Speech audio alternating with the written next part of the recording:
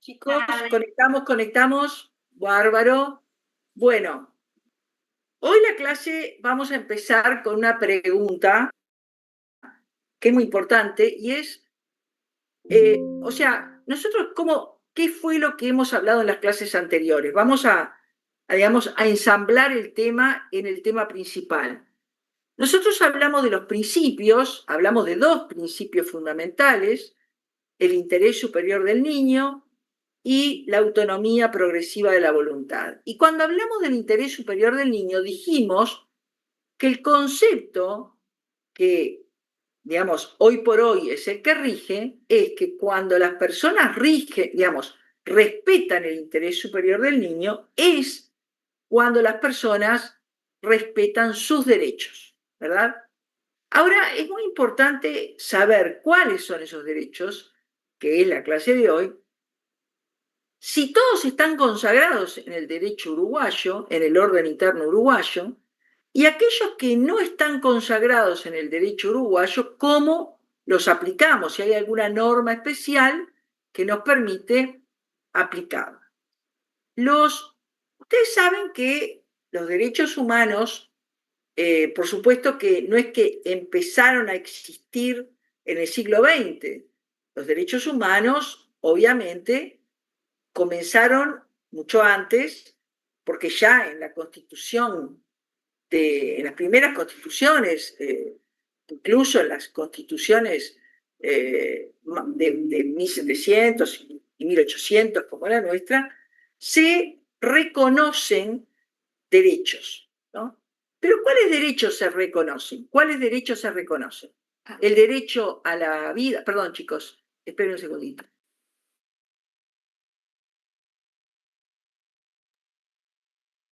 ¿Cómo están? Por las dudas, les aclaro que el parcial es el día 24, ¿está? Porque por un error mío de digitación en realidad puse el 23, pero es el 24, ¿está?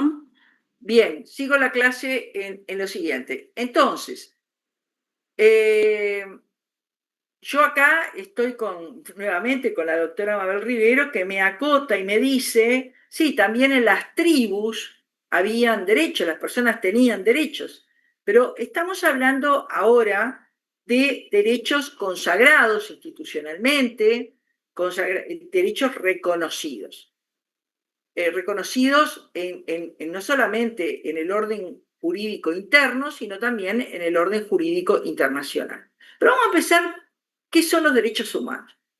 Se habla hoy por hoy, y hace bastante, de derechos de primera generación, de segunda generación, hasta de cuarta, quinta generación. ¿Por qué? Porque se van reconociendo nuevos derechos. Es decir, se ha producido una evolución de los derechos humanos, en algunos casos, por avances de determinados temas. Por ejemplo, el tema de la mujer es un tema, no es solamente un tema, sino los derechos con relación a la mujer, o los derechos con relación a la infancia, es decir, con determinadas categorías de seres humanos o clases, pero también hay derechos humanos que son en general, ¿no? Para hombres, mujeres, etc. Estos derechos humanos, por ejemplo, el derecho a la vida. El derecho a la vida es un derecho de primera generación, consagrado en casi todas las constituciones. El derecho al honor, el derecho al trabajo, son derechos que directamente están consagrados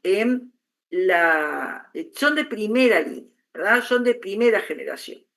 Pero luego hay otros derechos que van surgiendo, como por ejemplo el derecho a la privacidad o el derecho a la identidad o el derecho a la filiación jurídica, que después vamos a ver en qué consisten, que son mucho más recientes. Y vamos a ver... O el derecho a la felicidad, como es en la legislación americana. Ahí está. Hay derechos, la doctora me acota, el derecho a la felicidad, algo sumamente, digamos, que podemos discutir mucho de qué y a qué refiere, ¿no?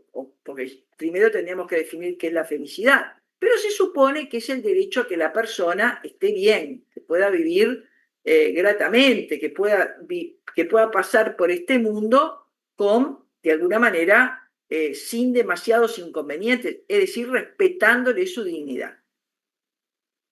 Yo ahora lo que quiero, y voy a pedir que me vayan siguiendo en esto, es que estos derechos humanos han ido creciendo por distintos factores. Primero porque ha ido habiendo una evolución, se ha ido dando una evolución, como yo les decía, del reconocimiento de derecho a determinados seres humanos en particular, como por ejemplo los niños o las mujeres, pero en otros casos porque responden a situaciones mundiales, a situaciones problemáticas, donde el hombre realmente llegó a puntos de tratarse en forma indigna, ¿verdad? Y entonces surgen como consecuencia de esto una cantidad de derechos, de arrepentimiento de hombres y de derechos que se basan en la propia dignidad humana. Ejemplo de esto es lo que se plantea que la gran mayoría de los derechos tuvo un impulso brutal con la Segunda Guerra Mundial. En la Segunda Guerra Mundial se violaron, como ustedes saben, derechos y derechos a muchas personas, a millones de personas, que se les violaron derechos básicos. Entonces, digamos, hay millones de personas que no fueron tratados de acuerdo a su dignidad, que fueron tratados peor que animales, ¿verdad? Peor, mucho peor que animales. Esa violación de derechos que se hizo en la guerra y que muchas veces se sigue haciendo en las guerras, generó que luego el hombre, en un momento de mayor paz, claramente, digamos, reconozca la existencia de una cantidad de derechos. Tenemos que decir que con posterioridad al fin de la Segunda Guerra Mundial, claramente se empezaron a reconocer otros derechos. Algunos derechos hoy por hoy, que son derechos humanos, y que son muy importantes, sobre todo para familia, nosotros los tenemos que ir identificando claramente. Más allá de todo lo que ustedes lean, los vamos a tener que ir identificando claramente. Nosotros no tenemos, y esto es importante, les pido por favor que me paren si esto no lo entienden, si hay algún derecho que no está expresamente reconocido en nuestro ordenamiento jurídico, de todas maneras va a ingresar a nuestro ordenamiento jurídico mediante el artículo 72 de la Constitución de la República. Supongo que es un tema que muchos de ustedes habrán estudiado en constitucional, supongo que ya tuvieron, o derechos humanos, donde se plantea la lectura que hay de este artículo 72. Lectura que les voy a decir que no es en años, digamos, no es de esta década, ni tampoco de este siglo, pertenece al siglo pasado, pero que fue dada por insignes juristas uruguayos, porque estamos hablando del artículo 72 de la Constitución, que dice, bueno, si yo tengo en cuenta el artículo 72 de la Constitución, tengo que aplicar aquellos derechos que fueron acordados por el Uruguay, aun cuando no estén reglamentados en nuestro derecho, porque son derechos que hacen a la forma republicana de gobierno o a la dignidad humana e ingresan por el artículo 72 de la Constitución de la República. Yo supongo que todos ustedes conocen esto, pero de todas maneras lo reitero para que hagamos una introducción. Con relación a la infancia, que nosotros estamos viendo hoy, los derechos con relación a la infancia, hay algunos derechos que tenemos que mencionar indudablemente. Bueno, por supuesto, no vamos a tratar el derecho a la vida, porque, digamos, el derecho a la vida, ya les digo que es un derecho desde siempre. La discusión es desde cuándo hay vida, en todo caso, desde cuándo se persona, pero nadie duda, ¿verdad?, del derecho a la vida. Pues de todas maneras, después podemos hacer alguna referencia importante al derecho a la vida. Yo ahora lo que quiero arrancar es por el derecho a la identidad. perdón, el derecho a vivir en familia. Este es el que quiero, porque si no, no me va a dar tiempo para poder dar todos los derechos y tengo que tener ese tiempo para que ustedes podamos dar todos los temas. Ojalá tuviésemos una clase por derecho, que sería lo ideal, pero no tenemos tiempo. El derecho a vivir en familia es un derecho que está consagrado y está consagrado de una manera muy especial. Ustedes dentro de poco van a ver adopción y ahí nosotros, esperen un segundo por favor que tengo que firmar los documentos y continúo.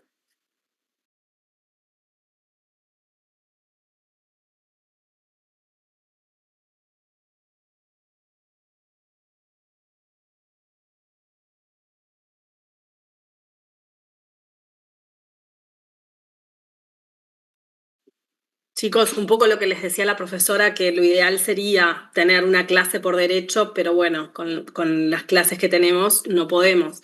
Por lo cual es importante que ustedes lean y estudien en casa estas cosas, ¿tá? Estos temas, todos los temas, ¿tá? El programa, o mejor dicho, la carrera como está diseñada a partir de de la última reforma, que ya hace unos años, implica mucha lectura por parte del estudiante. ¿Tá? Maisa. Profesora, disculpa la interrupción, por favor. Yo quería avisarles que mañana martes 10 a las 18 horas tengo un estudio médico importante, por lo que voy a estar conectada a la clase, pero solo con el audio, no con la cámara porque no puedo. Bueno, les pido por favor a todos que todo este tipo de cuestiones que tienen que ver con la asistencia, realmente hicimos un cálculo con las profesoras y ustedes piensen lo siguiente, ¿no? Nosotros tenemos algunos lunes que muchas veces coincide con feriados, tenemos la semana de turismo, Semana Santa, dependiendo de lo que cada uno le quiera decir. Tenemos también el problema de que a partir de, creo que es el 7, ya no tenemos clase los martes, o sea que vamos a tener 3 clases por semana. ¿Cómo les puedo explicar? En una disyuntiva que quiero que me entiendan, entre el poco tiempo para dar los temas como a mí me gusta, o sea, como nos gusta a nosotros, que es con ejemplos, o sea, yo realmente voy a tratar de hacerlo lo mejor que pueda, pero quiero explicarles que es un problema que estoy teniendo con esto del tiempo que tenemos. Bueno, vamos a ver algo que es importante. El derecho a vivir en familia. El derecho a vivir en familia es un derecho que está consagrado en diversas normas internacionales. La doctora recién me estaba hablando, la doctora Rivero, del derecho a la vida y de la concepción, y por supuesto que vamos a hablar de ese tema, pero primero demos esto, que es lo que nos obligan de acuerdo al programa y que además es muy importante. Y es importante para temas que les vienen a ustedes ahora después. Vamos a empezar con el derecho a la vida, a la familia, a vivir en familia, porque es un derecho que ustedes lo van a tener especialmente ahora, en poco tiempo, cuando tengan que dar adopción. De forma tal de que si ustedes entienden bien esto que voy a hablar ahora, vamos a ganar tiempo. Quiero decirlo así, vamos a ganar tiempo y eso va a ser importante para nosotros. El derecho a la vida, es decir, perdón, el derecho a vivir en familia, dale con la vida, ¿no? El derecho a vivir en familia es un derecho que básicamente está consagrado en diversos instrumentos internacionales. Lo vamos a ver cuando demos adopción, pero en muchos instrumentos internacionales, con relación a los niños. Ustedes pueden decir, bueno, en los dos extremos de la vida, a ver, ustedes con la edad que tienen, no tienen el más mínimo problema de irse a vivir solos, será un problema de recursos económicos, ¿no? Pero tienen autonomía suficiente como para decir, yo quiero vivir solo, quiero vivir en pareja, quiero formar una familia, porque ya están criados, ya tienen a sus padres, a su familia, y entonces tienen derecho a decir, tengo ganas ahora de formar una familia, o tengo ganas de seguir viviendo con mis padres, o no todo el mundo se independiza de la casa paterna y materna rápido, muchas veces hay gente que demora en irse y ustedes lo saben, otros que por razones económicas quisieran irse pero no se pueden ir. Pero digo, hay una franja de edades donde existe la autonomía y la opción. ¿Me voy o me quedo? ¿Vivo en familia o vivo sola o solo? Pero hay determinadas edades donde la gente tiene un factor mayor de dependencia. Uno es la infancia, otro es los casos de, bueno, ni que hablar, los casos de discapacidad o incapacidad, y muchas veces también en algunos casos en que hay, en el caso de los adultos mayores. Voy a dividir esto porque es importante. En el caso de los adultos mayores, uno piensa equivocadamente. Yo hace años buscaba, pensando que para el adulto mayor era importantísimo vivir en familia, yo decía, ¿dónde tienen consagrado el derecho a vivir en familia? Y el tema es que en realidad entre los derechos del adulto mayor está el derecho a la libre determinación, a la autonomía. Es decir, así como no es correcto tomar una decisión por el adulto mayor e internarlo en un residencial, porque él tiene derecho a vivir en las condiciones que puede, de acuerdo a su economía, y si no tiene los recursos, no olvidemos nosotros que hay familiares que están obligados legalmente, ustedes lo van a ver este año, por medio de la pensión de alimentos, que comprende también la vivienda, a pasarle los alimentos correspondientes. Por lo tanto, el adulto mayor, uno piensa que tienen determinadas discapacidades, la vida va haciendo que se bajen las capacidades de una persona, estoy hablando tanto de las capacidades intelectuales como de las capacidades físicas, ¿verdad? Entonces, uno dice, bueno, pero el adulto mayor, miren chicos, el adulto mayor puede querer vivir en familia o no. Yo conozco más casos que no, que sí. Cuando hablan en realidad con un adulto mayor, evidentemente no, muchas veces quiere vivir independiente. Lo que quiere vivir es en su casa. Eso sí, coinciden todos.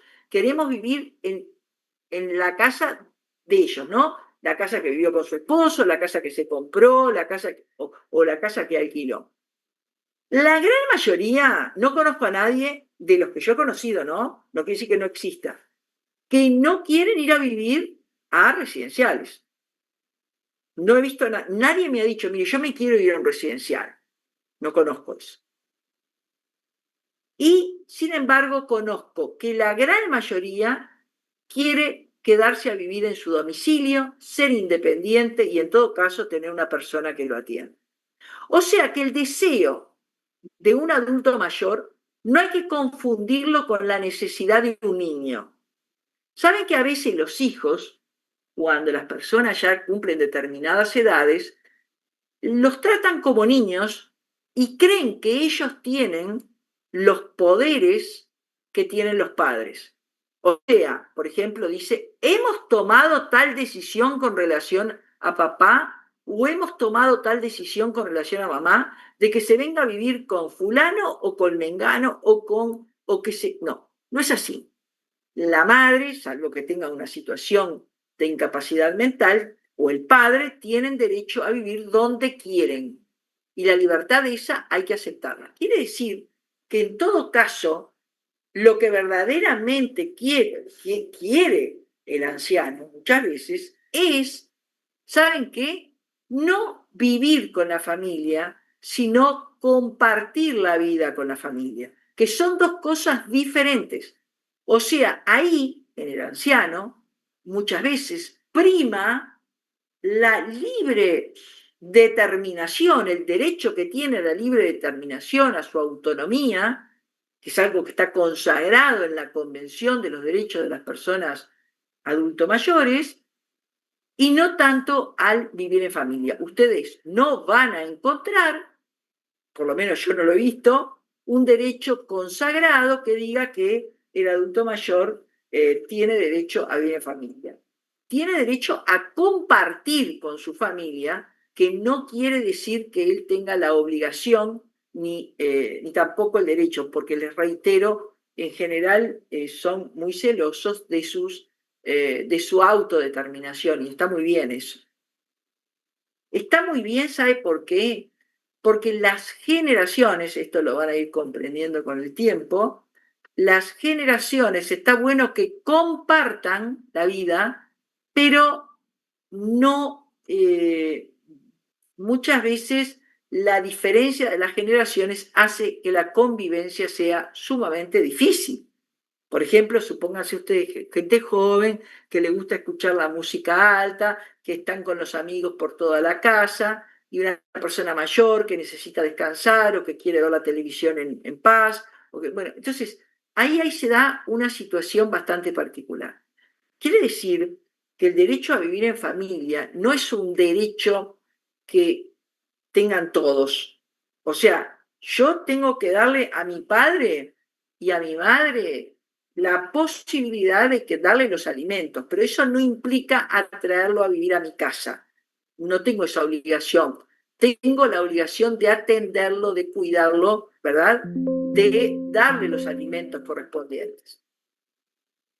Pero tengo que indagar sobre su verdadero deseo de su autonomía. Por otro lado, sí existe el derecho a vivir en familia en el niño o adolescente. Porque el niño o adolescente, y cuanto más chico, más todavía, tiene el derecho a disfrutar de la familia. Si ustedes miran el CNA y leen el artículo 12, que le voy a pedir a alguno que lo lea, van a ver que lo que habla es que está el derecho a disfrutar de la familia. Patricia Milivia. Profe, iba a decir eso. Lo tengo acá el artículo, si quiere lo leo. A ver, léalo. Dice, la vida familiar es el ámbito adecuado para el mejor logro de la protección integral. Todo niño y adolescente tiene derecho a vivir en familia y a crecer junto a su familia y a no ser separado de ella por razones económicas. No sé si continúo en extracto, a ver, dame un segundo. Continúe, por favor. Solo puede ser separado de su familia cuando en su interés superior y en el curso de un debido proceso las autoridades determinen otra relación personal sustitutiva. En los casos en que sobrevengan circunstancias especiales que determinan la separación del núcleo familiar, se respetará su derecho a mantener vínculos afectivos y contacto directo con uno o ambos padres, salvo si es contrario a su interés superior. Bien. Si el niño o adolescente carece de familia, tiene derecho a crecer en el seno de otra familia o grupo de crianza, lo que será seleccionado atendiendo a su bienestar. Perfecto. Solo en defecto de esta alternativa se considerará el ingreso a un establecimiento público o privado, se procurará que su estancia en el mismo sea transitoria. Bien, ¿qué es lo que está diciendo nuestro código? Nuestro código está diciendo que el niño tiene derecho a disfrutar de la familia, a disfrutar, no a vivir, a disfrutar de la familia. Observen que es una gran diferencia, ¿no? Vivir, disfrutar de la familia. Porque entre dos formas de vivir, el niño solo no puede vivir. Obviamente, pongan a vivir un niño de 2 años solo y se muere, porque es absolutamente dependiente. Entonces, el niño tiene dos formas frente a esa, dependencia que siente. Por un lado, una forma sería institucionalizar al niño. Por ejemplo, institucionalizarlo en el INAU, ¿no? Ponerlo, instalarlo en el INAU. Lo cual yo les decía la otra vez que incluso niños que estaban jugando a la pelota en el jardín, todos juntos, los niños pedían para irse. No por ser maltratados por los empleados, sino porque querían otra cosa. Los niños necesitan vivir en familia. Está probado que es el mejor lugar. Hay un doctor que se llama Cherro, que es un psiquiatra muy reconocido en el Uruguay, que es un psiquiatra de niños, que ha trabajado mucho el apego, y él comenta, y lo ha comentado en clases muy interesantes, él dice que en el INAU había un señor, ahora no me acuerdo el apellido que dio, que ese hombre trabajaba en funcionario del INAU y todos los niños que tenía tenían pasión con él, al punto que cuando ellos iban saliendo del INAU, algunos llegaron, tenían una formación muy buena, una formación como personas, como estudiantes, etc. Y él tenía fotos, ya llegado a la ancianidad, tenía fotos de todos los de todos los niños, ¿no? De todos esos niños. ¿Por qué? Porque algunos incluso llegaron a trabajar en la Organización Mundial del Comercio. Atiendan lo que les voy a decir.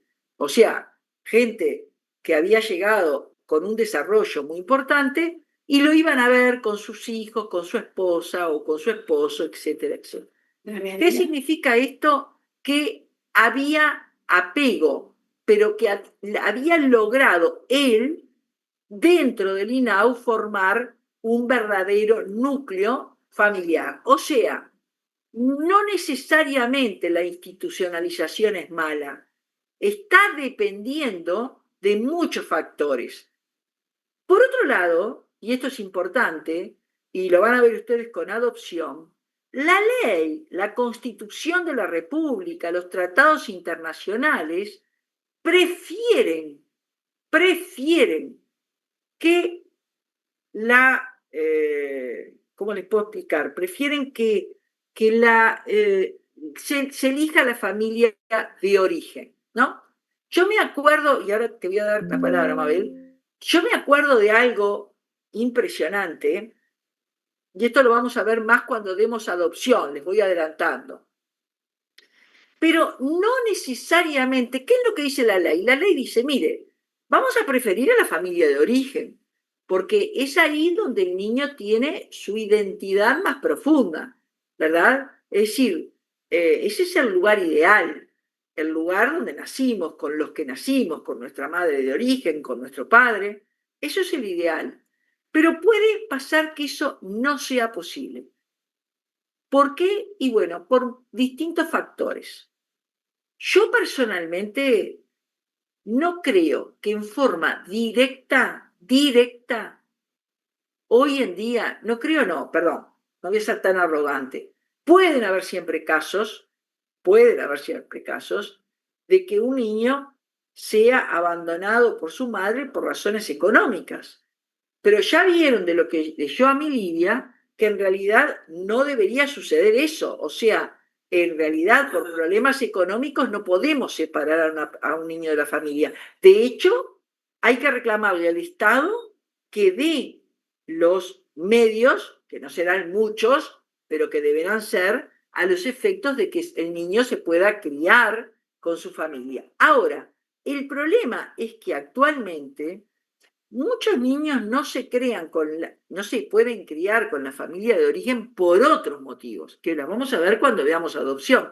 Por ejemplo, porque la madre consume, porque el padre desapareció, no lo conoce, porque incluso la abuela muchas veces quiere tener al niño, pero a su vez tiene a otros nietos y ni siquiera puede con la madre. Yo me acuerdo, y está la doctora Rivero acá, un caso que no me quiero extender, porque si no demoraríamos bastante. Yo tengo otro caso. Pero, bueno, está diciendo que tiene otro caso. A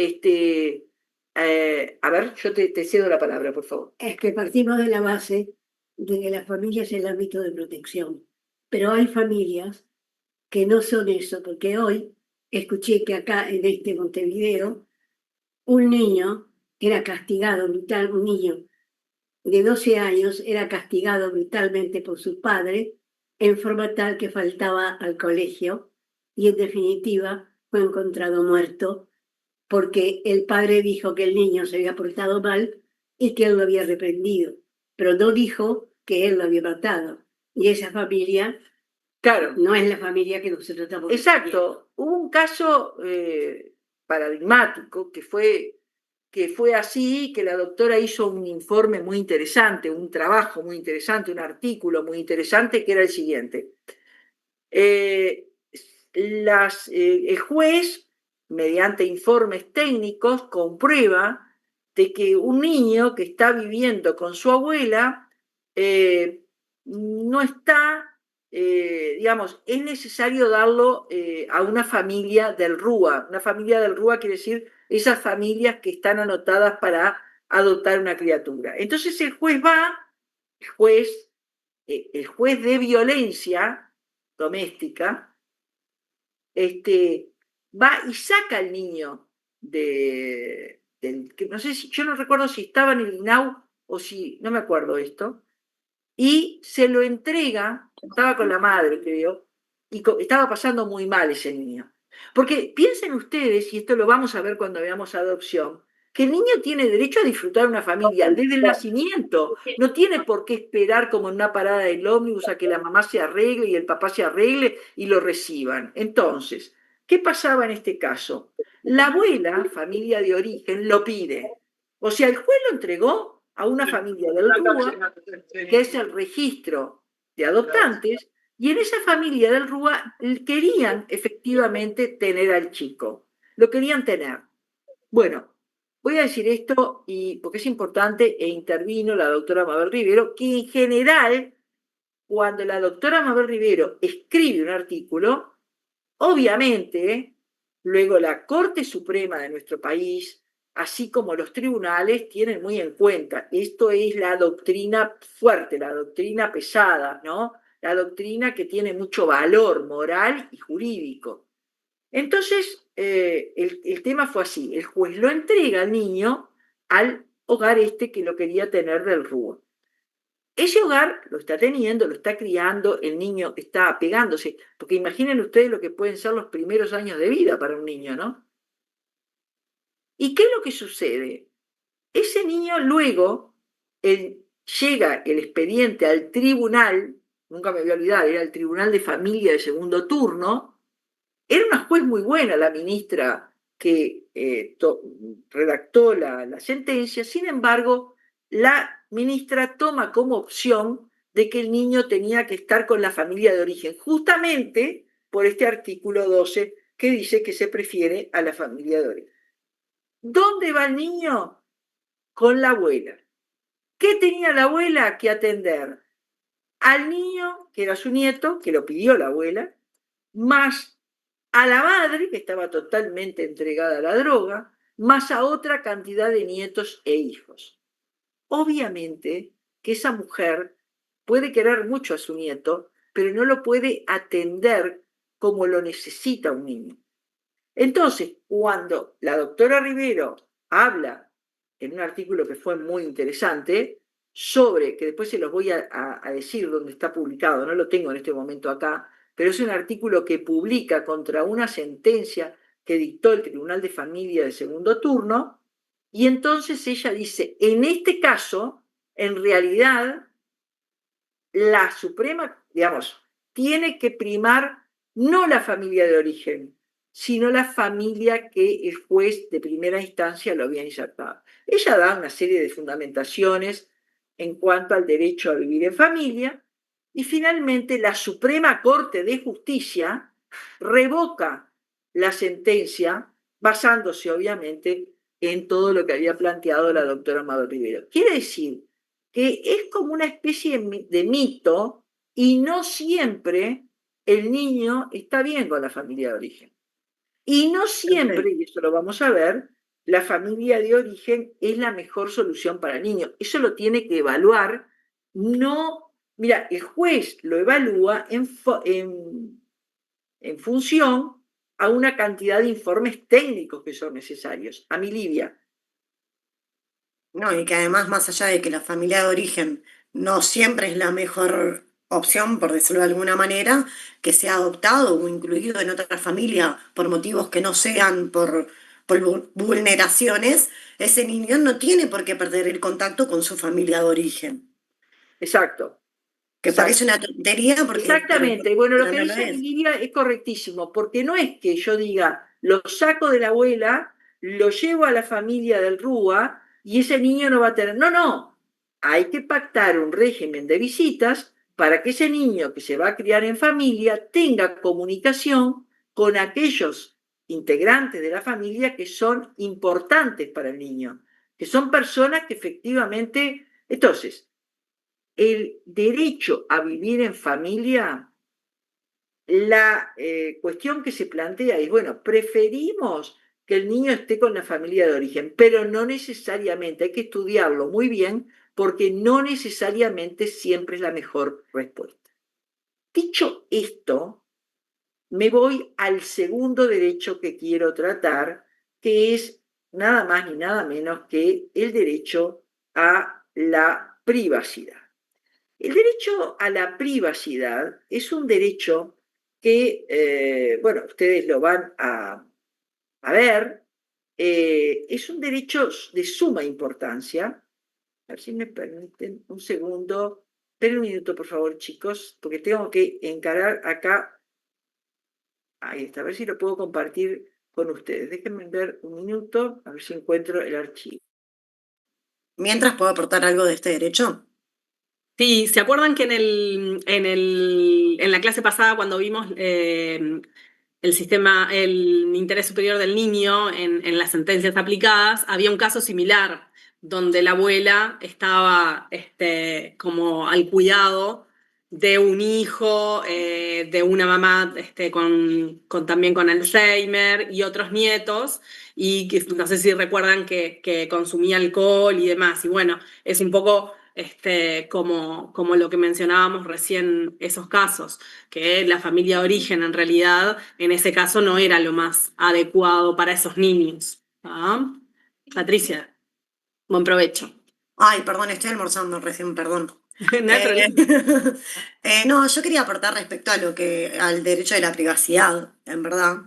Que Bien, pero esperemos que la profesora perdón, lo dé y ahí, perdón, ¿sí? No, perdón. no, que vaya hablando nomás. Bueno, Sí, vamos a darle Bueno, la palabra porque yo estoy buscando el archivo a ver si lo puedo compartir y estoy con problemas para poder encontrarlo, así que por favor, bueno, le hago un comercial mientras tanto, usted busque. que vaya hablando. Pero no, hable por favor y ya lo No. encontré, pero por Bueno, favor... Cifuentes, lo que entiendo. es un auto, sí. leí que Cifuentes dice que en verdad la vida de cada persona, niño o adolescente, se desarrolla en verdad en diferentes planos, ¿no?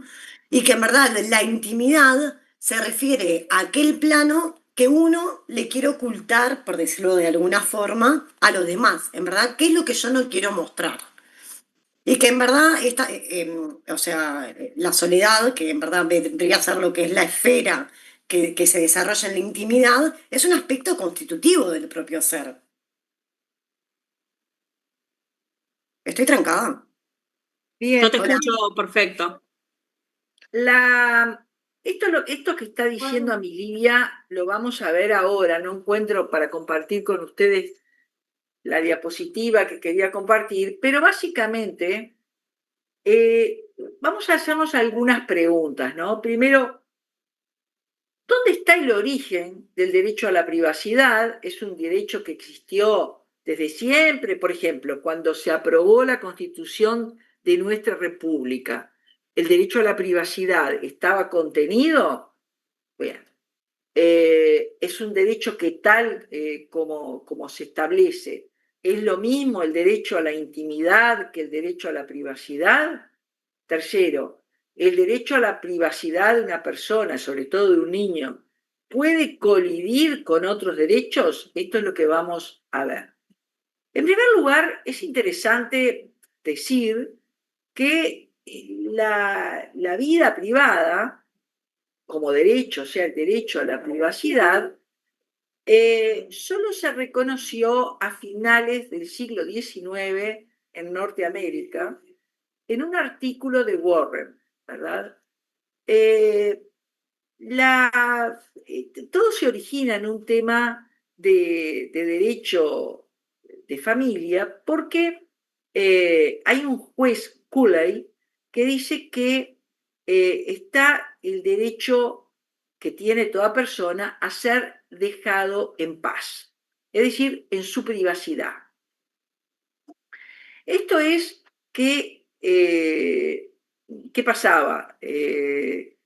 Por todos los inventos que habían ya a partir de finales del siglo XIX, cámaras fotográficas, todo esto se daba en una boda, ¿no? Donde se sacaron fotos, etcétera, se vio en la necesidad, como toda esa cuestión de invento. Imagínense ustedes ahora, ¿no? Con lo que hay, con todos los inventos, con todas las cuestiones, con toda la cuestión que de repente yo estoy en una reunión y sin saberlo estoy hablando con alguien y sin saberlo me están subiendo a cualquier red. No sé, realmente es a veces sorprendente. Uno puede pensar de repente, miren, yo he sido sorprendida estando en algunas redes sin saber, sin tener yo redes, ¿no? Es decir, la única red que tengo es WhatsApp y sin embargo me ha sorprendido algunas cosas de cómo. Entonces, en ese momento, no ahora, sino en el siglo XIX, ¿cuál es uno de los grandes problemas de la privacidad? Bueno, justamente es el gran desarrollo tecnológico que hace que sea necesario. Es decir, hoy en día la privacidad no va apuntando tanto a, mira, yo no quiero que leas las cartas que recibo, porque ya no recibo cartas. En realidad, cartas de papel me refiero, que es a la que se refiere nuestra Constitución preferentemente, sino que están todos esos problemas de si los padres, por ejemplo, pueden incidir en conocer y en ingresar a los correos de los hijos, en fin. Bueno, todo eso ustedes saben que hoy por hoy toda la tecnología fue llevando a que muchas veces se esté violando la privacidad. El derecho a la privacidad, o sea, la privacidad, debe destacarse de otros derechos, como por ejemplo el derecho a la propiedad, e incluso muchas veces se confunde con derechos como la protección del honor. O sea, mucha gente dice, no, pero está afectando mi honor, cuando en realidad está afectando la privacidad. Obvio que afectar la privacidad puede además afectar el honor de una persona. Por supuesto que sí, pero son cuestiones distinguibles. Cuando yo pido, jurídicamente, cuando reclamo que se repare o prevenga un daño, no es, en el caso, por ejemplo, del derecho al honor, no es por causa de la reputación de la persona. La persona puede tener buena reputación, mala reputación. El tema es que tanto el de buena reputación como el de mala reputación tiene derecho a que se le respete su intimidad. Es decir, que el derecho a la privacidad, y esto quiero que lo recuerden bien, implica el derecho no solo de impedir una descripción inexacta de la vida privada, sino a prevenir que sea descrita de todos modos con exactitud o sin ella. O sea, no importa que la persona sea una persona, digamos, que tenga una alta reputación o no, todos merecen privacidad. Y tampoco importa que sea verdadero lo que yo estoy relatando, ¿no? Porque hay gente que dice, no, pero esto que estoy relatando es la verdad. Es la verdad, pero no importa que sea la verdad. Lo que importa es que no tenés derecho a mezclarte en la intimidad de una persona. Ese es el gran tema. Ese es el gran punto de la vida privada y eso es importante que lo tengan en cuenta ustedes. El origen de este derecho a la privacidad estuvo en una sentencia de la Corte Suprema de Georgia, en Estados Unidos. Nace en Estados Unidos este derecho, en el caso Pavesic. Pavesic, con B corta y SH al final. Perdón, CH al final. Pavesic. Este caso es del año 1905 y en este caso se acepta la tesis de Warren y Brandeis reconociendo el derecho a la imagen y a la intimidad de la vida privada. Es decir, se va, a partir de esta sentencia de 1905, en el caso Pavesic, se va desarrollando este derecho a la privacidad a paso firme. Y esto es importante tenerlo muy presente. Las niñas y adolescentes que tienen su diario donde escriben esa actividad. Exactamente. Bueno, ahí hay todo un tema, ¿no? Lo que está diciendo la doctora, no sé si ustedes la escuchan. ¿La escuchan bien a la doctora? Sí. No, pero que se escucha un poco bajo. Un poquito bajo, pero sí. Bien. Ella está hablando de todo el tema, por ejemplo, la importancia que tiene para un niño su intimidad, como por ejemplo, ahora no hay tantos diarios, ¿no?, de la vida como sí habían en mi época, pero para un niño, para un joven, más para un adolescente, escribir un diario personal es algo que está teniendo una relación brutal con la privacidad. Yo siempre cuento cómo me afectó, por ejemplo, un día que por equivocación, en época de la dictadura, se hizo un allanamiento en mi casa. Y yo era adolescente, era muy adolescente, o sea, era muy chica, y en ese momento,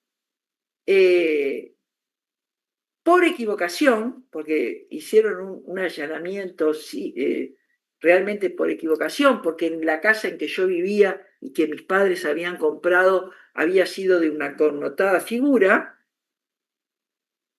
entonces ingresan lo que eran las fuerzas conjuntas y me acuerdo que nos sorprendieron en plena noche, supongan ustedes que eran como las 11 de la noche, estábamos todos acostados en mi casa y cuando ingresan empiezan a mirar y a mirar las bibliotecas y no se sabía bien qué buscaban, entran a mi dormitorio, yo era una niña un poquito realmente, y la verdad es que fue muy impresionante cuando me agarraron el diario personal, no por lo que dijera, posiblemente decía pavadas, yo ni me acuerdo, pero evidentemente eso sentí que era peor que verlos entrar con ametralletas. Así entraron, por eso digo que fue una equivocación. Bien, eso que dice la doctora de la vida privada es muy importante, y más para un niño. Esto, en los instrumentos internacionales, ustedes van a encontrar que hay una tutela a la intimidad. Por ejemplo, en declaraciones universales de derechos del hombre, tanto la de Virginia de 1776 como la francesa de 1789, se habló de la tutela de la intimidad como un derecho distinto y propio, pero no en el sentido de privacidad que se hizo en el caso Pavesic. También en la Declaración Americana de Derechos y Deberes del Hombre, del año 48, se dijo, por ejemplo, que, no me acuerdo exactamente del artículo, pero que toda persona tenía derecho a protegerse de los ataques abusivos a su honra, a su reputación, y hablaba de la vida privada y familiar. ¿Vieron? No es el caso Pavesic, que es donde surge verdaderamente el derecho a la privacidad, porque había habido un aumento tremendo de la tecnología, pero ya se tenía en cuenta lo que era la vida privada y familiar, pero muy unida al derecho al honor. También a la Declaración Universal de Derechos Humanos, también se decía que nadie podía ser, algo así como, nadie podía ser objeto de injerencias arbitrarias en la vida privada y de su familia, en su domicilio, su correspondencia, ¿vieron? Trataba de alguna manera, de protegerse todos esos elementos que eran la correspondencia, la honra, la reputación. Es decir, la persona en estas cuestiones de 1959, 1948, lo que tenía derecho era a la protección de la ley ante todas estas injerencias o ataques a su privacidad. Bien, Otro tema, bueno, también hay, por ejemplo, lo último que voy a mencionar, ¿no? Recuerdo que en la Convención Americana de Derechos Humanos, o sea, el Pacto de San José de Costa Rica, también se protege la vida privada en el artículo 11. Recuerden que la Convención Americana de Derechos Humanos es del año 1969, el Pacto de San José de Costa Rica. Bien. Hay una pregunta, la segunda pregunta, les dije el origen, ahora les digo la segunda pregunta, es decir, si el derecho a la intimidad es diferente al derecho a la privacidad, porque ¿qué pasa? En algunas normas uno ve que hablan de la privacidad y en otras normas ve que hablan de la intimidad. Y acá me quiero referir al constitucionalista Martín Rizo. Ustedes saben que es una persona bastante reconocida en materia de derecho constitucional, reconocida y además estudioso, que ha manifestado que el derecho a la intimidad muchas veces aparece regulado por separado según se busque proteger a las autoridades públicas o a los particulares. Por ejemplo, el artículo 10 de la Constitución, ustedes nadie tiene la Constitución ahí para que me vaya auxiliando, pero lo que dice era que refería a las acciones privadas de las personas que no atacan el orden público ni perjudican. A ver, léalo, por favor, sí. Dice, las acciones privadas de las personas que de ningún modo atacan el orden público ni perjudican a un tercero están exentas de la autoridad de los magistrados. Ningún habitante de la República será obligado a hacer lo que no manda la ley ni privado de lo que ella no prohíbe. Por eso, es decir, si yo tengo en mi vida privada y hago algo que no es delito contra nadie ni afecta los derechos de nadie, bueno, está dentro de mi derecho a la privacidad hacerlo. Otros dicen que el fundamento no está en el artículo 10, que usted acaba de leer, sino en el propio artículo 72, que mencionamos hoy, cuando está en la enumeración de derechos y deberes, que no excluye aquellos que sean inherentes a la personalidad humana o deriven, como dije hoy, de la forma republicana de gobierno. Es decir, que no está consagrado a texto expreso el derecho a la privacidad como modernamente se hace, pero por la Constitución podemos incorporarlo, ya sea por lo que dice la Convención de Derechos Humanos, que fue aprobada por el Uruguay, etcétera, etcétera. Ingresan, como les decía hoy, por ese artículo. Luego tenemos algunas normas del Código de la Niñez que les voy a pedir que la tengan en cuenta, porque esto tiene relación con los niños, como el artículo 28 del Código de la Niñez, que dispone que los papeles particulares o la correspondencia de cualquier tipo, ¿no? Creo que no distinguía el Código de la Niñez, cómo era, dice, son inviolables y nunca podrá hacerse su registro, examen o interceptación sino conforme a las leyes que se establecieren por razones de interés general. También el artículo 11 del Código de la Niñez reconoce expresamente el derecho a la privacidad cuando dice que todo niño tiene derecho a que se le respete su privacidad. O sea, que entre los derechos del niño, esto es, aquellos derechos que deben ser respetados en cumplimiento del principio del interés superior del niño, hace al interés superior del niño que yo respete su privacidad. El derecho a la privacidad está muy unido a la dignidad humana. Ustedes saben que es un valor básico que fundamenta todos los derechos humanos. Nogueira de Alcalá decía que la dignidad de la persona humana, ¿qué significaba? Cuando decía, bueno, muy bien, se habla de dignidad en las constituciones, pero ¿qué es la dignidad? Y Nogueira Alcalá, que es un gran constitucionalista chileno que ha venido a nuestro país, dice, bueno, la dignidad de la persona humana es un valor básico que fundamenta todos los derechos humanos. Es decir, es una garantía que tiene el sujeto. Todos los derechos humanos están debajo del gran paraguas que es la dignidad humana. Es decir, acá hay un tema que está muy relacionado. Yo les voy a hablar de una sentencia, que es muy interesante, que fue dictada por el Tribunal Constitucional Federal Alemán, ¿no?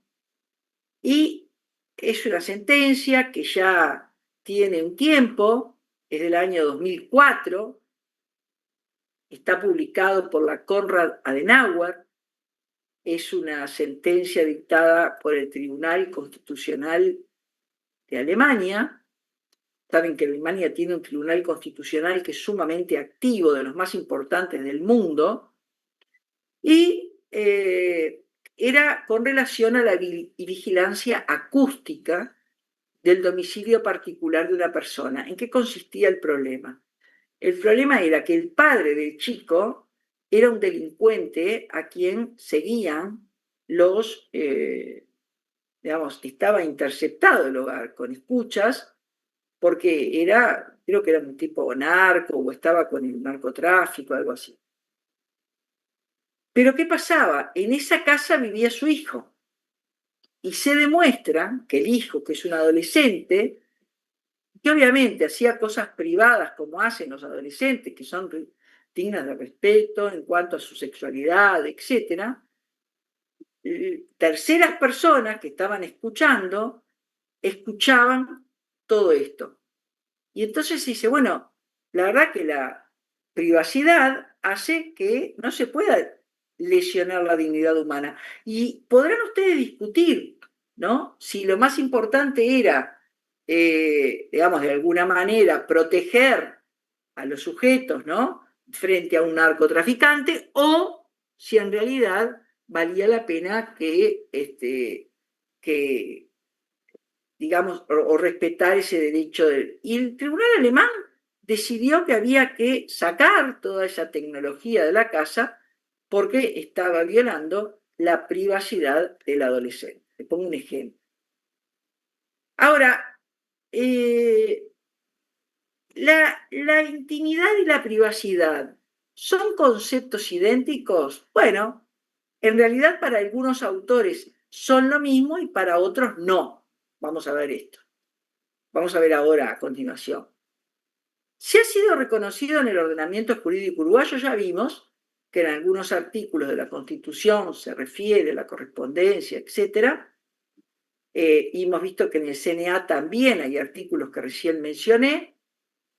Y en aquellos conceptos más refinados, que no están ni en la Constitución, ni lo podemos extraer del artículo 70, por la vía del artículo 72 de la Constitución. Están aprobados en acuerdos, convenios que autorizó, que ratificó Uruguay como país. Bueno, nosotros tenemos esa posibilidad.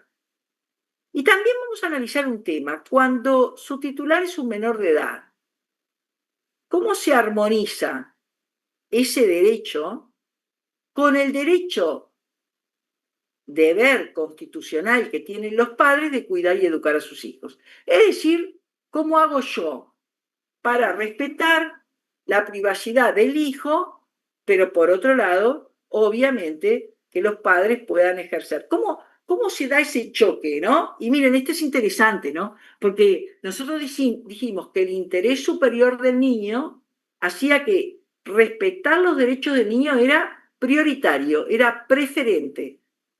Ahora, vamos a ver algunos casos en particular, ¿verdad? Cuando ese derecho colide con ese derecho que tienen los padres de educar y cuidar a su hijo. Vamos a ver este tema porque es de suma importancia. De acuerdo al diccionario de la Real Academia, cuando yo hablo de privacidad, lo que me lleva es al ámbito privado de la vida. Es decir, privacidad significa vida privada, y la vida privada se tiene derecho a protegerla de cualquier intromisión. Yo diría que hay, como dicen los alemanes, distintas esferas, ¿no? Es decir, es como si yo hiciera un círculo pequeño y luego hiciera otro círculo y luego hiciera otro círculo. Es decir, es la teoría de las esferas. En la más chiquita, en la más profunda, digamos, en la primera, es la intimidad. O sea, son aquellos pensamientos, sensaciones, ideas, proyectos, metas, pasiones que el ser humano tiene y que constituyen nuestras vivencias. Y vivencias, exacto. Ese tema que muchas veces la persona no las comunica. O las comunica a alguien en particular, pero en la gran mayoría no las comunica. Están en lo más íntimo, son pensamientos, sensaciones, fantasías, etc. Esta intimidad que está en ese primer círculo de la esfera, pongamos que son como si fueran, digamos, esferas, hacemos una de un círculo pequeño y luego sobre esa hacemos otra. Bueno, en esa más chica está esta intimidad que es sumamente de importancia para el hombre y que tiene que ver con asuntos relacionados con su personalidad y su formación. Luego tenemos algunos autores que distinguen esa intimidad de la privacidad. Me acuerdo que Rizzo mencionaba a Spin templado. Spin templado. Los distinguía porque dice que utilizaba el concepto de vida privada, cuando se utiliza, decía Spin templado, que se utilizaba en forma incorrecta, que muchas veces se habla de privacidad como sinónimo de intimidad. Y él dice que la vida privada debe ser entendida como aquel conjunto de datos y circunstancias relativo a lo que es la vida de una persona y que queda fuera del conocimiento de los demás. ¿Vieron? Él le llama vida privada a lo que yo le estoy llamando intimidad, a lo más íntimo. Sin embargo, hay otros autores, uno de los cuales no mencionaba. Y sensaciones. Claro. Hoy, uno de los autores que hoy mencionaba a Milibia, creo que fue Milibia que mencionó a Cifuentes, si no fue Milibia. Correcto. Para él no hay diferencia, para él es lo mismo la intimidad. Exacto, para él no hay, exactamente, para él la palabra intimidad es un sinónimo de vida privada, mientras que para Spin templado sí es diferente. Bueno, esto es importante, vieron que no todos los autores consideran que hay que privacidad es lo mismo que intimidad. Cifuentes dice que son equiparables los dos, que hay autores que los distinguen, pero que él dice que hace una cuestión que para esos autores la intimidad es algo más íntimo, ¿no? Personalísimo, claro, que la vida privada, ¿no? Es como que la vida privada es más extensa, está en el círculo siguiente.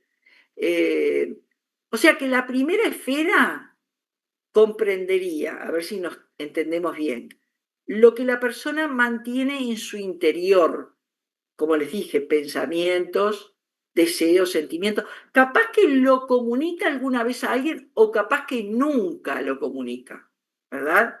Es lo que algunos autores hablan de lo incomunicable, ¿no? Que muchas veces se pone en el diario íntimo, por ejemplo. Luego, la segunda esfera es las cuestiones privadas que una persona comparte con otras, por ejemplo, en familia, con los amigos, con su entorno de allegados. Por ejemplo, una persona que la van a trasladar de trabajo, supongan ustedes que tiene un cargo público, la van a trasladar, y esa persona no desea decírselo a todo el mundo, ¿no? Sino que quiere, lo comenta en familia, punto. Es un comentario en familia con los más íntimos. Esa es la segunda esfera, la que comparte con la familia y los amigos más íntimos. Es decir, lo que se llama con su entorno de allegados, segunda esfera. Y luego llega otra esfera, que es un símbolo social más de vecinos, compañeros, con los cuales se comparte una actividad. Por ejemplo, saben que me voy a ir a Punta del Este el fin de semana, o saben que me gusta ir al festival de jazz. No lo saben todos, lo saben ellos, porque son personas más, digamos, no tan allegadas como mi familia y amigos, pero es decir que y ustedes saben que en la vida es así, ¿no? Se va dando esa forma. En la jurisprudencia de nuestro país, los jueces han referido tanto a intimidad como a privacidad. O sea, no hay una jurisprudencia que los distinga plenamente, hay algunas sentencias que refieren a la intimidad y hay otras que la refieren a la privacidad. Y les voy a dar un ejemplo, que por ejemplo la sentencia dictada por el Tribunal de Apelaciones de Familia de primer turno, o sea, la sentencia, me acuerdo, creo que es 224 o 225, bueno, mírenla, del 2011, de agosto del 2011, dice el derecho a privacidad o intimidad de los adolescentes. En la misma frase lo pone como equivalentes. Hay un tema que está muy vinculado, que es la privacidad y la libertad de información. Y acá tiene que ver mucho cómo varía la jurisprudencia de los distintos países. Por ejemplo, en los tribunales argentinos, por ejemplo, cuando se pide una medida cautelar, había un caso realizado, una mujer pedía una medida cautelar a fin de que los medios de comunicación, que eran demandados por ella, se abstuvieran en una medida cautelar para que no publicaran o exhibieran imágenes que tenían que ver con su desnudez. Ella estaba desnuda en esas fotos. Fotos que se habían tomado en un ambiente íntimo con la pareja. Entonces ella presenta una, digamos, una medida cautelar para que no se haga. Y en Argentina, realmente, la jurisprudencia argentina considera a la privacidad, y esto es importante, o intimidad, como un límite a la libertad de información. O sea, está todo bárbaro que haya libertad de expresión, libertad de información, pero hay un límite que tiene que ver con la privacidad de la persona. Eso para los argentinos. Ahora, y es muy interesante ver toda la jurisprudencia que hay en esa medida. Sin embargo, no es la misma la situación de Estados Unidos, donde el derecho a la información reviste un carácter fundamental, y no les digo que vaya contra el derecho a la intimidad, pero la colisión entre ambas es bastante complicada y muchas veces se prefiere el derecho a la libertad de expresión.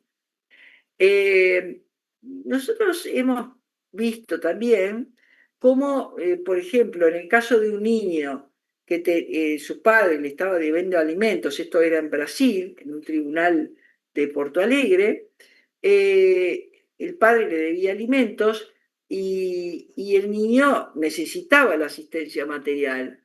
Entonces, ¿qué pasaba? El padre decía, bueno, yo tengo derecho a a la intimidad, tengo derecho a la privacidad de mis ingresos, porque, digamos, conocerlo era violentar de alguna manera esta fuente de ingresos, era, no porque la gente no pudiera, sino porque era violentar. Bueno, en este caso, el juez de ese caso aceptó es decir, que se pudieran interceptar llamadas telefónicas que recibía el demandado a efectos de determinar ingresos que recibía. ¿Se dan cuenta? Ahí se prefirió el derecho del niño a recibir los alimentos con relación al derecho del padre a que sus llamadas no fueran, digamos, entregadas. Luego hay otra cantidad de casos donde el derecho a la privacidad, bueno, en este caso era el derecho a la privacidad del acreedor, que era el chico, se lo prefirió al derecho a la libertad. Este derecho a la privacidad es muy importante. Yo les voy a hacer una pregunta a ustedes. Estamos en tiempo, ya voy a entrar al derecho a la identidad, pero voy a hacer una pregunta bastante que me parece interesante y les pido por favor que intervengan.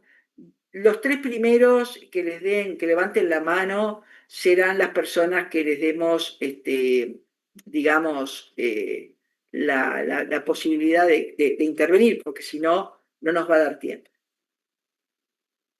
La pregunta es la siguiente. Supongan ustedes que hay un profesor a quien el niño, es un niño, va a la escuela, le hace una confesión, ¿verdad? El niño le hace una confesión al profesor.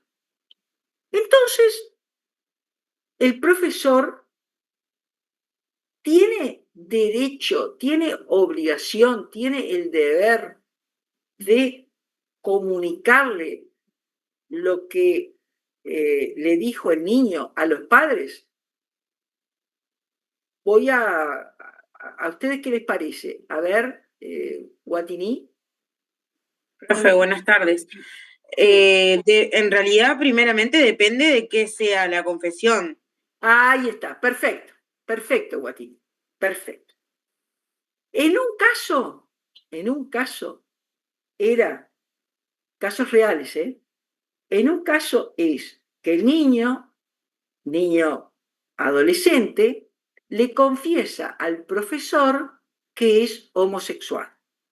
Le confiesa su inclinación al profesor. ¿A ustedes qué les parece? ¿El profesor tiene obligación de decirle esto a los padres? Denme, por favor, les pido que me den una fundamentación. A ver, Nan. Profesora, ¿qué tal? Buenas tardes. Le quería... Buenas tardes, ¿se escucha? Levante la voz, por favor, porque no lo... Hola, buenas tardes, buenas tardes. Sí, buenas tardes. Ahí está. No, le quería comentar que en ese caso no se puede fundar en el interés superior de este caso el adolescente, por un motivo claro de que es la esfera individual y no hay nada que a él lo esté perjudicando. Por ende, tendría que respetar la intimidad. Perfecto, estoy de acuerdo con usted. ¿Qué dijo? Ahora, que habría que respetar la intimidad porque al chico no lo... Pero supongan ustedes, pongo el otro ejemplo, supongan ustedes que el chico le comenta al profesor que tiene una dolencia y que le han dicho que, pónganle un adolescente, que tiene SIDA, o que sospecha que tiene SIDA, o que se hizo un examen y alguien le dijo que tenía SIDA. El profesor ¿lo puede comentar con los padres o no? Fundamentos. Primero me dicen, si todos piensan que sí, me dan los fundamentos, y si hay alguien que piensa que no, le pido por favor que esa persona, si piensa que no, por favor, levante la mano y diga por qué no. ¿Se entiende? Que lo fundamente.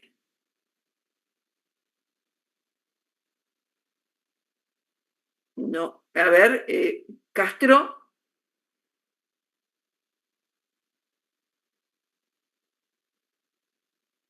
No se escucha, María. Estás muteada. No, no se escucha. Debe tener bajo el volumen. ¿Sigue sin escucharse? Ahora sí. Los padres, no sé con qué se referían con los padres, porque los padres del chico creo que están en conocimiento de que el chico tiene VIH. No, Ah, póngale que no tienen conocimiento, pero que los padres saben. Digo, han habido casos concretos, reales de lo que estoy diciendo. bueno, Los padres saben que el chico tiene un vínculo muy importante con el profesor, que le cuenta sus cosas, que le tiene confianza. El profesor está obligado a decirle a los padres, mire, su hijo tiene SIDA, a pesar de que el chico le pidió que no lo comentara. para mí en ese caso sí, porque es un tema de salud. Para mí. Bien, un tema de salud. A ver, Pablo, Power. Para mí es recomendable que el profesor le informe al niño sobre la importancia de comunicarlo a sus padres. Bien, si es necesario, sigamos. Pilar. A mí me parece en realidad que en ese caso sí sería importante que el profesor se ponga en contacto con los padres, porque al tratarse de un niño o de un adolescente, nunca se sabe si puede haber quizás un abuso detrás de esa enfermedad de transmisión sexual. Creo que también se puede transmitir de una forma no sexual, pero no quita esa posibilidad, entonces me parece importante que los padres sepan, que el profesor se asegure de eso. Bien. Maite.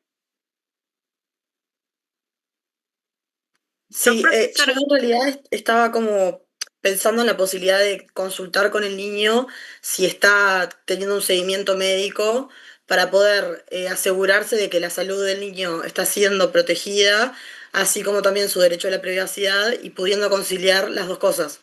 Es decir, que el niño esté cuidando de su salud o del adolescente y a la vez poder mantener también eso que él solicita, que es que su privacidad sea respetada. Bueno, yo les voy a decir algo, ¿no? Para ir. Yo creo que no hay que decirlo. Yo creo que no, que el docente no lo tiene que decir. Que el maestro no lo tiene que decir. Que el maestro no tiene que comunicárselo a la familia, que no es el maestro que lo tiene que comunicar. Sí hay una cuestión de moralidad que lo tiene que proteger en cuanto, sin duda, pero si nos respaldamos en el derecho en sí, en la ley, el derecho a la intimidad, el derecho es un dato de salud, es un dato sensible. Y esto va de la mano con el derecho a la intimidad. Okay. Es un dato sensible, partiendo de esa base. Sí, ahora. La ley 18.331 lo cataloga de esa forma. Claro. Ahora, hay un tema que es importante, ¿no? Hay una primera cuestión. Llama la atención que un chico le diga síntomas y problemas a un maestro y no se lo diga a los padres. Esto ocurrió en la vida real. O sea, que está demostrando que hay un problema de confianza con los padres que realmente, digamos, hay que investigar, ¿no? Porque ¿por qué no les dice? O sea, ¿qué es un niño que tiene un problema? Yo no digo de ocultar, pero yo digo que hay que analizar el tema bien porque por algo el menor les está ocultando esa información. La gente no oculta en general, no salvo que sea un gran mentiroso, pero en general la gente cuando oculta es porque efectivamente tiene temores de la reacción del otro.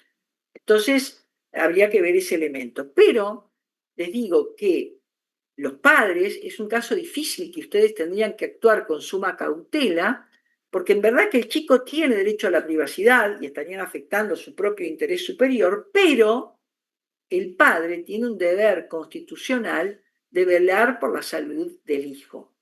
Entonces, posiblemente el maestro tendría, como dijo alguno de ustedes, que hablar con el chico, ¿verdad?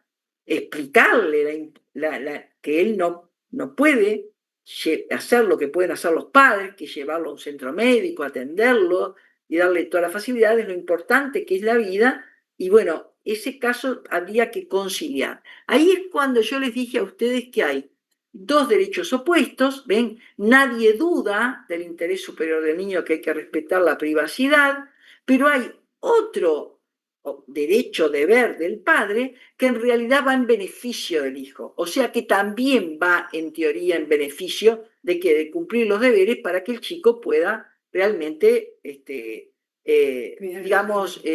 cuidar su salud. Terminado esto, voy a referir brevemente al derecho a la identidad. El derecho a la identidad tiene una diferencia muy importante con el derecho a la privacidad, porque, a ver, en el derecho a la privacidad, yo estoy tratando de proteger una verdad que es la mía. En el derecho a la identidad es lo opuesto. Yo les voy a mandar, les vamos a plantear por foro esta diferencia entre el derecho a la identidad y el derecho a la privacidad, para que vean ustedes qué importancia, que es la diferencia entre los dos. Porque hay algunos autores que dicen que pueden ser confundibles. Ustedes, así como yo les digo que vamos a ver, no vamos a ver, ya lo damos por hecho, el derecho a la vida, a vivir en familia, es importante fundamentalmente cuando demos adopción. Les digo que el derecho a la identidad es un derecho sumamente importante para cuando demos familia y ahí tengamos que ver filiación. Vamos a ir por partes porque es importante esto. El derecho a la identidad de una persona no es algo que fue, por ejemplo, yo les comento, cuando yo hice la carrera no se hablaba del derecho a la identidad. El derecho a la identidad es de los años 90 y refiere fundamentalmente a sentencias de la Corte italiana. Es decir, es ahí donde aparece el derecho a la identidad. Y luego hay un trabajo notable de un autor que se llama Carlos Fernández Cesarego, que fue su tesis de grado, que es muy importante. El derecho a la identidad, de acuerdo con Fernández Cesarego, es un derecho humano fundamental que puede ser oponible a lo que ustedes conocen como erga omnes, ¿verdad? A todos los hombres. Es decir, que todo individuo sin discriminación debe poder gozar de este derecho y el Estado lo debe garantizar en forma efectiva. ¿Cuál es el derecho a la identidad? Bueno, Fernández Cesarego dice que el sujeto tiene dos identidades, ¿verdad? O sea, que podemos hablar de dos identidades. Por un lado, dice que es, ¿saben cómo se ha definido? Yo lo traje acá para hablarlo con ustedes. El derecho a la identidad se ha definido conforme a la Corte Interamericana de Derechos Humanos. Esto lo dice en varios casos de sentencias de la Corte Interamericana, como por ejemplo el caso Hellman versus Uruguay, el caso Contreras y otros versus El Salvador, el caso Fornerón e hija versus Argentina. En todos estos casos se definió qué es el derecho a la identidad, porque no había una definición, salvo en el trabajo de Fernández Cesarego. ¿Qué es lo que dice? ¿Cómo se puede conceptualizar? Dice, en general, es el conjunto de atributos y características que permiten la individualización de una persona en sociedad y en tal sentido, comprende varios otros derechos según el sujeto de derechos de que se trate y las circunstancias del caso. voy a reiterarlo para que tomen nota. Este es el concepto que surge de las sentencias de la Corte Interamericana de Derechos Humanos y dice que es el conjunto de atributos y características que permiten la individualización de la persona en sociedades y cómo yo la individualizo la persona en sociedad. Y en tal sentido comprende varios otros derechos según el sujeto de derecho de que se trate y las circunstancias del caso. Vamos a ver dos conceptos que hay de identidad que son sumamente importantes. Por un lado está el concepto de identidad material o, digamos, el que tiene que ver con el sujeto en sí mismo, ¿no? Ese concepto del derecho a la identidad es un derecho que tiene que ver con lo más, digamos, personal del sujeto. Tiene que ver con su nombre, su sexo, ¿no? Es decir, con lo que cada uno conforma su lugar de nacimiento, ¿no? Lo más elemental es, sí, no me está saliendo ahora el nombre que dice Fernández Cesarego. ¿Usted no se acuerda, Silvia, Cecilia, el derecho a la identidad? Está la dinámica y está esta que no me... Estática. Estática, gracias, Mabel. Estática, el derecho a la identidad estática. El derecho a la identidad estática es un derecho en el cual tiene que ver con el nombre del sujeto, el lugar de nacimiento, es decir, el sexo, ¿verdad? Tiene que ver con eso. La raza es estática. Yo, por ejemplo, les pongo por ejemplo el sexo, ¿no? El sexo, yo no puedo cambiar el sexo por más que me lo proponga. Y si bien hay intervenciones quirúrgicas, y si bien la persona puede sentirse, por ejemplo, una mujer ser un varón o a la inversa, un varón ser una mujer, lo cierto es que no va a adquirir, no va a tener la calidad de mujer ni de varón orgánicamente. O sea, no va a ser, por más que se haga toda la intervención quirúrgica y por más que se le pueda establecer, supóngase que es un varón que quiere ser mujer, entonces le ponen, hasta le trabajan una vagina, pero no se va a transformar en mujer. Y ella sí siente ser una mujer, se siente como una mujer. Estos son los transexuales que lo que dicen es que se sienten presas o presos del sexo de nacimiento y por eso la legislación moderna ha dicho, bueno, si usted se siente de otro sexo, si usted se percibe de otro sexo, es que usted tiene otra identidad de género. Y ahí viene la distinción entre lo que es la identidad de género y la identidad de sexo. Yo no puedo cambiar el sexo, pero puedo sí sentirme de otro género. Y esto es muy importante para muchas personas, ¿verdad? Esto evidentemente puede originar una cantidad impresionante de problemas, pero impresionante, porque realmente nosotros no hay forma, ¿vieron?, muchas veces de dar solución a estos casos. Generalmente este tipo de personas viven poco tiempo y la discriminación que se le puede hacer puede llegar a ser tremenda, horrible, el daño que ustedes... Es lo mismo que si le ponen un arma y lo matan, ¿no? Es así realmente. Entonces yo creo que este es un tema bien importante, ¿no? A veces hay discriminación, puede haber burla.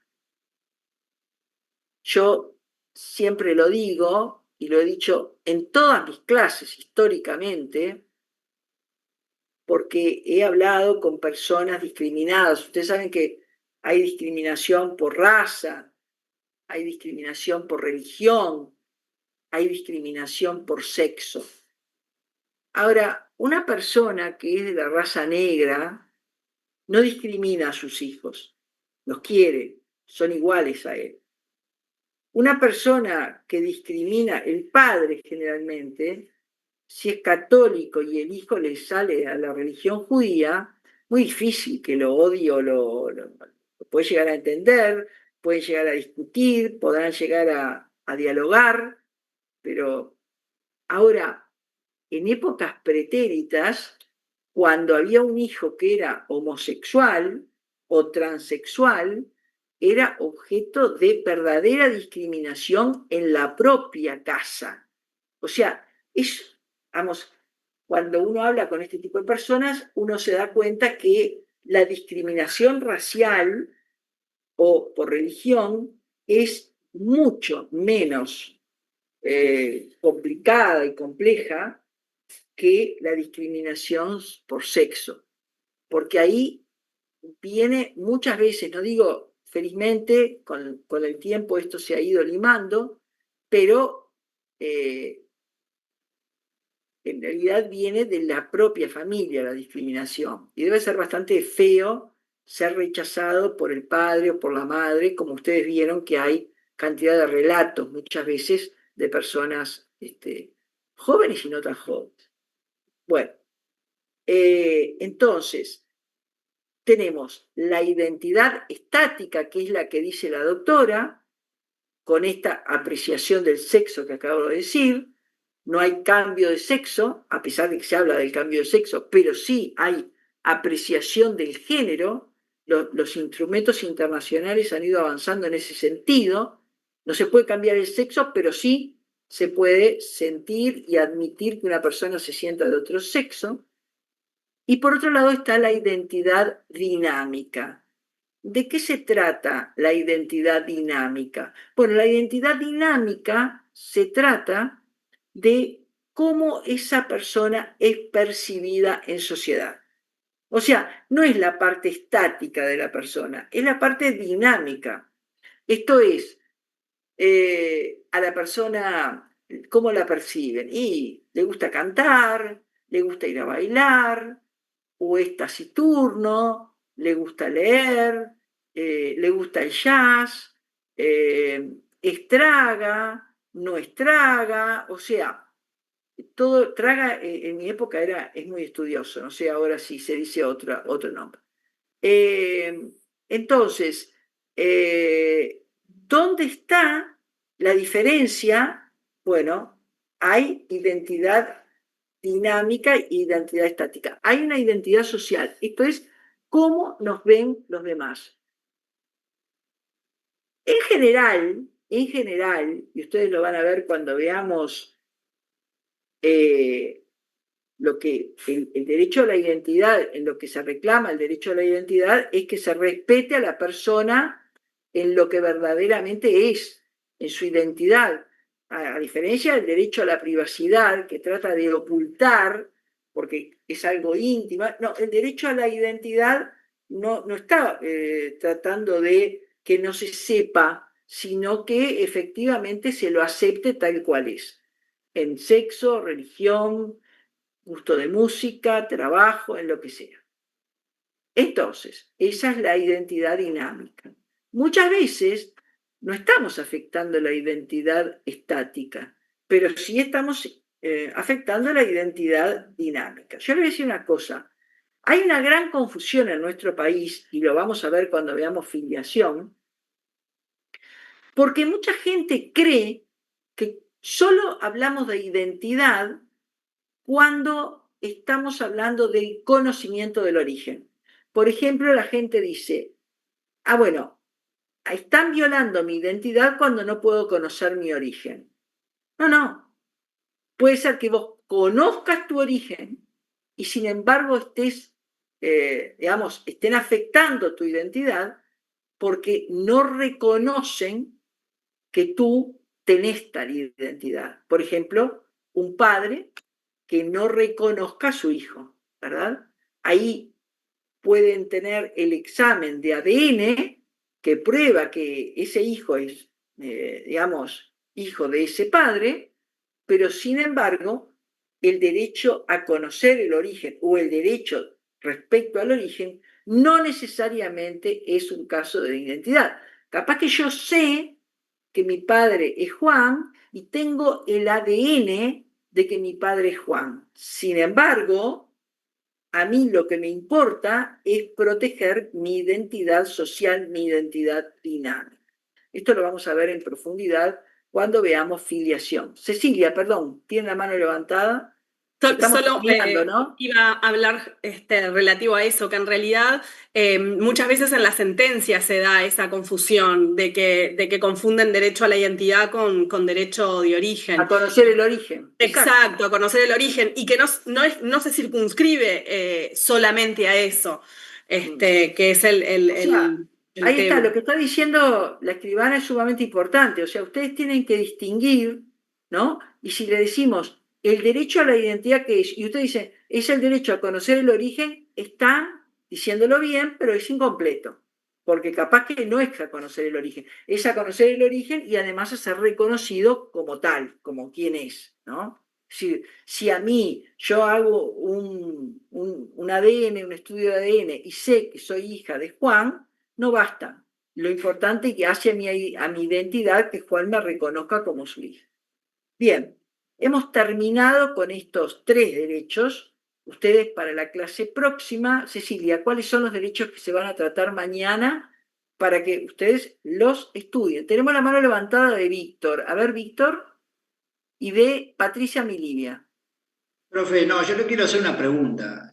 Con el tema del derecho a la privacidad y el ejemplo que usted dio del chico que tenía SIDA, para usted, ¿ese derecho, el derecho a la privacidad, tiene límites? Porque hay derechos que tienen límites, por ejemplo, el derecho a la libertad. Bueno, para mí sí, para mí sí. Para mí, por ejemplo, el derecho a la intimidad es un límite importante al derecho a la libre información. Yo sigo más la posición argentina. Y también para mí el derecho a la intimidad del hijo tiene el límite de su propio derecho a la salud, que muchas veces son los padres, es decir, porque no es que estemos protegiendo un derecho del padre, no, estamos protegiendo un deber del padre que se transforma en un derecho para el hijo. ¿Cuál es el derecho? A veces él no tiene la capacidad para darse cuenta que están tratando de proteger su derecho a la salud. Esa es mi opinión. Está bien, perfecto. Gracias. No, por favor. A mi Lidia, usted tenía una pregunta. Sí, tengo una duda respecto al derecho a identidad. Hoy, cuando inició los temas de los derechos, empezó con el derecho a la diferencia de intimidad con privacidad, mencionó el tema de las redes. Sin ir más o menos, ayer estaba mirando TikTok y me apareció un video de usted, de un programa, recortes, y yo me pregunto... El Día de la Mujer, salió. No, no tocan nada. Sí, pero hicieron un extracto, ayer hicieron un extracto especial por el Día de la Mujer. Bueno, ahora siempre me aparece usted, no sé, mi celular, no sé qué le pasó. Entonces, yo me pregunto si por ejemplo... ¿Se da cuenta que yo no tengo...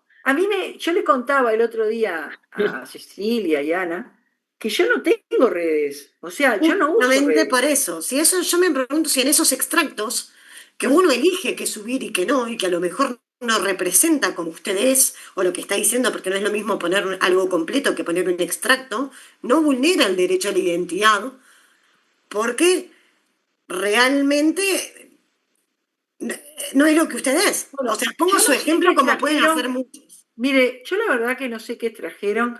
Empezaron a mandarme, a mí, compañeros de facultad, ¿no? Sí. Cecilia, fueron compañeros de facultad que empezaron a mandar al grupo del instituto y con elogios. Yo no sabía, no quería intervenir porque no sabía de qué estaban hablando. Y después me mandó mi sobrina, que me dijo que a ese momento habían 90.000, casi 90.000, ingresos. ¿Fue así, Cecilia? ¿Es así? Profe, está perdiendo dinero, le aviso. Sí, tuvo varios reposteos, varios repost y bueno, y sí, millones de comentarios. Sí. Bueno, lo cierto es que, no sé, muchas veces no tenemos conciencia porque yo directamente no uso, como le dije, ¿no? No uso Instagram, no uso Twitter, no uso, pero es por opción personal, ¿eh? No es por no saberlo, es que no me interesa, no me interesa. Y algunos profesores me han dicho, pero vos podés simular la identidad y podés conseguir material importante. Y dije, no es la manera que me interesa a mí de Pero más allá de que consumirlo. use o no use, mi No lo pregunta uso. es si no hay una vulneración del derecho a identidad. Claro, Porque bueno, la es imagen un que tema, y no de privacidad, de identidad. Porque yo sí. al escucharla me hago una idea de usted en ese extracto, que yo pienso que usted es de determinada forma, por 2 minutos que me están pasando y que no es la totalidad. ¿Sí? Es malo como me muestran. Bueno, no, en No, no, realidad no, No, no, puse su no, no. ejemplo, no, buenísimo, pero digo, puse su ejemplo porque pasa en un montón de cosas, que sacan de contexto y te sí, muestran. obvio. No es el Entonces, caso, pero pasa, no es claro. el caso. La pregunta es, ¿hay una vulneración de identidad o hay una vulneración de... Bueno, puede haber una vulneración de la identidad y si hay una vulneración de la identidad, obviamente usted tiene derecho a la protección. Y por eso va a ser tan importante. ¿Sabe dónde es el tema de la identidad fundamental? En el tema de la sexualidad y en el tema de la filiación. Que ese es un tema que vamos a hablarlo, ¿no? Porque ese es un tema que lo tenemos que tratar. Por eso, ahora ustedes están teniendo todos los instrumentos para el día de mañana, darse cuenta cómo chocan los derechos y razonarlo. Lo que nosotros estamos pretendiendo acá es que lo razonen. Próxima clase va, ¿qué derecho, Cecilia? Dijimos que para mañana tenemos derecho a la salud y derecho a la educación y seguramente hagamos un repaso, si bien ya tratamos el derecho a ser oído, hablemos específicamente nuevamente como para que quede bien Claro, claro. porque cuando ellos dieron el principio De autonomía. de la De autonomía progresiva. progresiva de la voluntad, obviamente se trata del derecho a ser oído del niño, pero de todas maneras van a hacer un resumen. Bien, perfecto. Entonces, mañana vemos esos 3 derechos.